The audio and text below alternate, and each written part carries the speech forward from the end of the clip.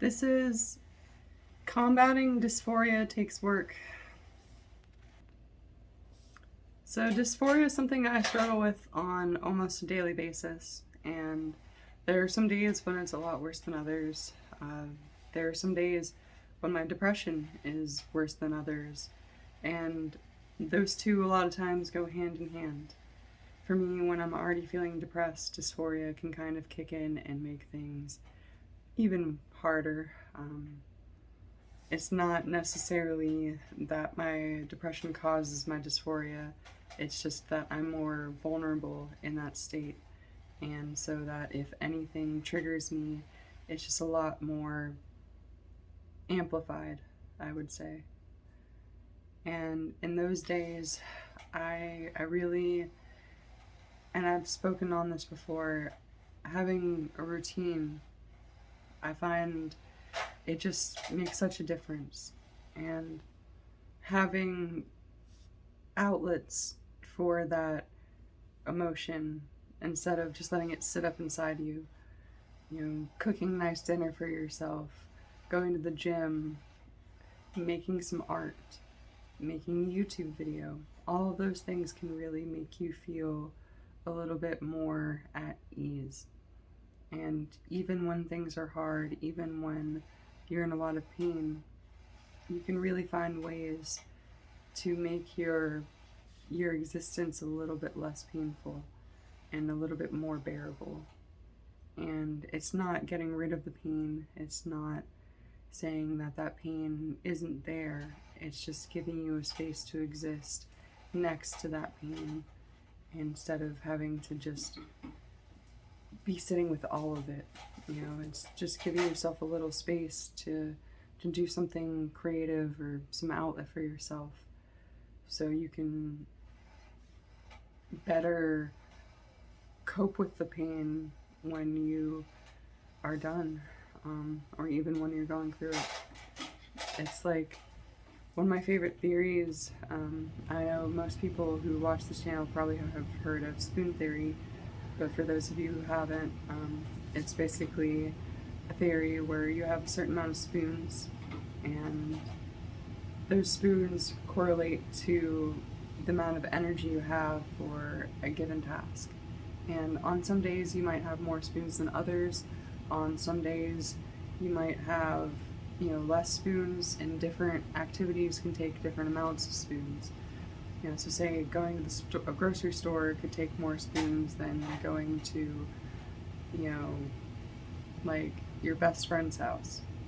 But at the same time, they both take energy, they both take time, and we only have so many hours in a day. We only have so much resources that we can put into the things that we love, and everything we do takes spoons, whether or not we realize it.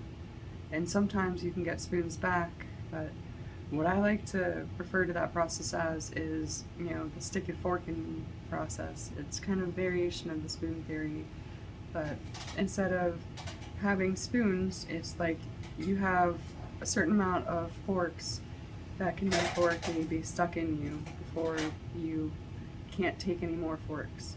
And just like the spoon, some of them can be bigger, some activities can be more forks that are stuck in you. So say for instance, like stubbing your foot on the way out the door, it can be like a small fork, but finding out that your significant other got in a car accident could be a big fork and something that really is hard for you to handle. And I think they go hand in hand, but I really like to look at a lot of these self-care activities as taking forks out of you. And if you're not, making sure you are well fed and well rested and getting enough hydration and just doing things to take care of yourself, you're going to have a lot of really big forks that are stuck in you at all times. And it's really going to hurt, and your body is going to be really hypersensitive to things because you have a lot of stress that you're already under. And so when you can remove some of these forks, when you can take them out and you can put them to the side and you can focus on what's left, you'll a lot of the times have a lot more energy to handle some of those seemingly really big things in your life. And it just goes down to not being under that stress, not being in that pain. It really does let you focus more of your mental energy on the things that matter to you.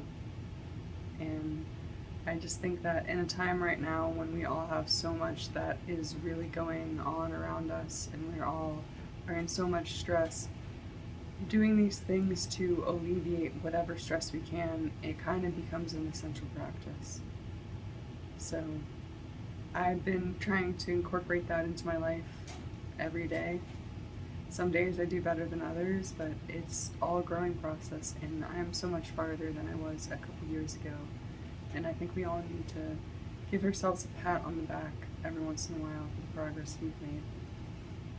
So this has been another amazing video. I really enjoyed being here with y'all, and I'm really glad to be sharing my thoughts and experiences. So thank you once again for coming, and I'll see y'all next time. So much love always.